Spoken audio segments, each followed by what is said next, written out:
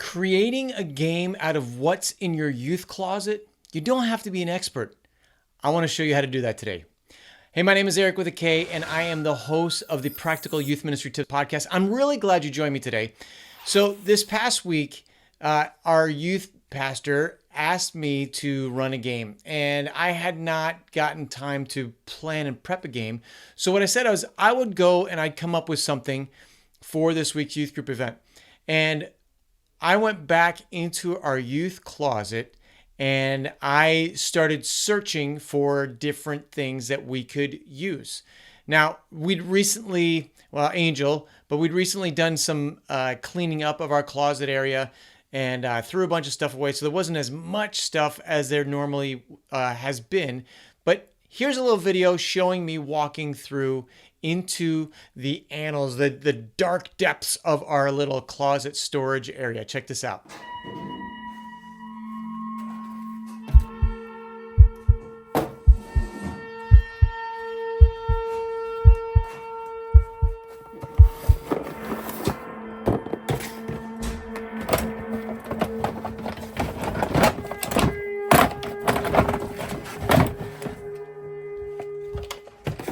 So I took several things that I found in there, and I didn't know what I was going to do right away. I had some ideas as I was seeing different items in there. Saw the ping pong balls, saw the pickleball paddles. I was seeing all of these different things. I'm wondering, what could I do with each of them? Now, we all have these storage closets, right? We have spaces where stuff just gets tossed. You used it once for some event, and then it's gotten forgotten. I think you can come up with a really great game based on what you find that you already have. So I grabbed these things and I went outside and I started thinking, and I looked at our area, kind of the outside area outside of our youth room, and started thinking, what can we do with this? Now, I had a number of ideas, but what I landed was doing a relay game. And let me show you the different parts that I had there, as well as kind of how I laid it out. And I'll fast forward a couple of spots here, but take a look at this. So they will have to be pushed all the way down here, right, until they get right to the edge. Tag, pick up those, and toss until they get in the hole. Once they get in the hole, this person runs over here to this bucket of these silicone balloons, has to toss it over here. When this person catches it without it spilling, they run over here and they have to blow 5 ping pong balls up to here. So now I had this relay game idea set up. It would all depend on how many students showed up, right? So how we ran the game, we decided to run it where we'd have 2 teams, and the teams had to go through this kind of obstacle course, if you will, and they had to do challenges, kind of like the Amazing Race type of thing. Good luck, travel safe. But on a very minor scale based on what we had. And they had to get to certain points, accomplish something, pass it on to the next person on their team, and that person would go do the next part. And you'll see here in just a moment, I'll put up on the screen what the final deal was and how it actually worked. But there's a couple things I learned. One of the things I learned at the end, I was going to have them take 5 ping pong balls and blow them from point A to point B. That was taking a little longer than I wanted it to take. And so I pivoted in the moment. Pivot! Pivot! Pivot! And I had them just blow 3 ping pong balls because one had already gotten 2 across, or one in one half of the way. And I didn't want it to make it too obvious that one team was going to win.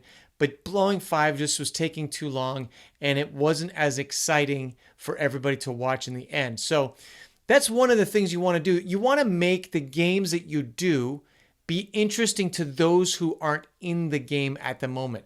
And even though we had most all of our students involved in the games, once they were done with their part, they were not doing anything. So they're waiting for their partners, for their teammates to do their part to see if they won. And For this game, we do the impossible shot, which I'll put a link into the description down below for another video where I did an impossible shot video talking about that, which we usually do for our first time guests and the students that bring them.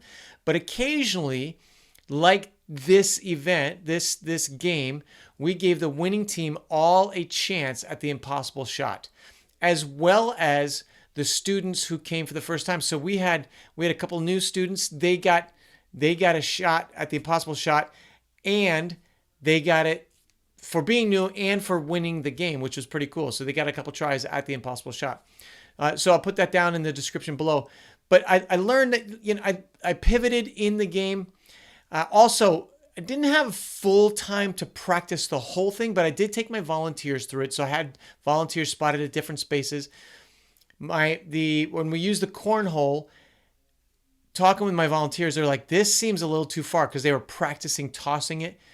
And I was like, okay, so I adjusted on that. Thankfully, I had them there to talk that through, because, when a game takes too long and it's too difficult to accomplish, students want to give up. You don't want to make it too difficult. You don't want to make it too easy. So having that right balance. So it's good to have our volunteers practice it with me beforehand. Again, I didn't have a ton of time to practice, but we did. When the volunteers showed up early, I said, hey, walk this through with me. I'm going to have you guys help me run this thing, which was really important for them to understand. The other thing I didn't know was how long the game would actually take. It wasn't too long, but each part, it could have been over in like 2 minutes. It could have been over in 5, 6, 7, 8 minutes, which either one of those isn't necessarily too bad for a time. You'll see how long the game took here. I want to run the game, and then I want to talk a couple things, insights afterwards. So take a look at the game. Before I go any further and show you the video, I'd love it if you put a comment in the comment section below about a game that you have come up with in the past, or come back and let me know, what did you pull out of your closet and come up with a game for your youth group? I'd love to hear about that. Get set, go!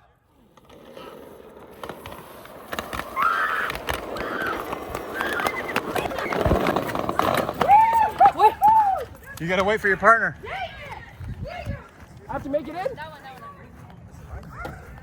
You gotta get in on the board. Damien, get up, dude! All right, move the bucket a little further, closer.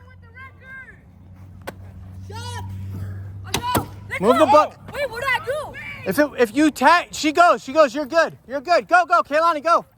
Did you make it in? Oh, it can't break. You have to catch it without it breaking. You gotta absorb it. There you go. Nice. Oh, come on! Nice and easy toss. Yeah. Oh! Blow it all the way.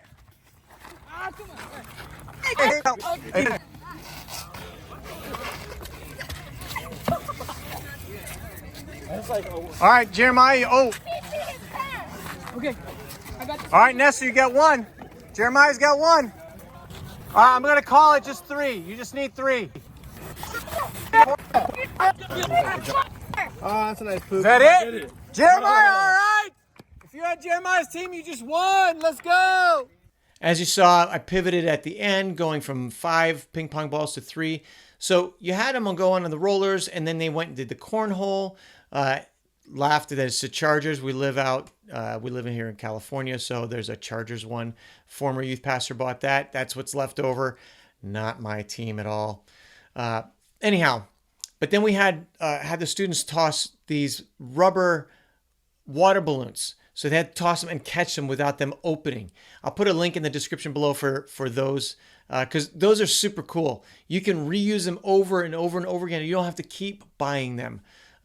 So anyhow, we did that, and then they had the ping pong balls at the end. It was a lot of fun. And adding on that the prize was the impossible shot was kind of a big deal too, because our students love the impossible shot. Normally, I like to have the game practiced ahead of time. If you've been around the channel for a while, you know I love games. And I have put together a free ebook on games, as well as a companion audiobook. Both of those are a free gift from me to you if you want to become a game master and be really good at leading games or handing that off to volunteer adults or volunteers like students that are going to run your games. This ebook and companion audiobook is perfect for that, to make them awesome at what they're going to do. Help them to understand, like, there's 15 best practices for running your games. There's some low prep, no prep games in there and reasons why we do games in youth ministry. But I'd love to give that to you as a free gift. If this was helpful, I'd love it if you pass it on to somebody else. Let them know about it. Encourage someone else in coming up with games. I would love to also, this question, I would love to know, is there a game that you have come up with? Maybe it was last minute you needed to come up with something. What game did you come up with? Well, that's all for this week. Thank you for jumping on. Again, we'll be back next week. Click that subscribe button. Join us every single week. And thanks for viewing today. We'll see you next time. See ya.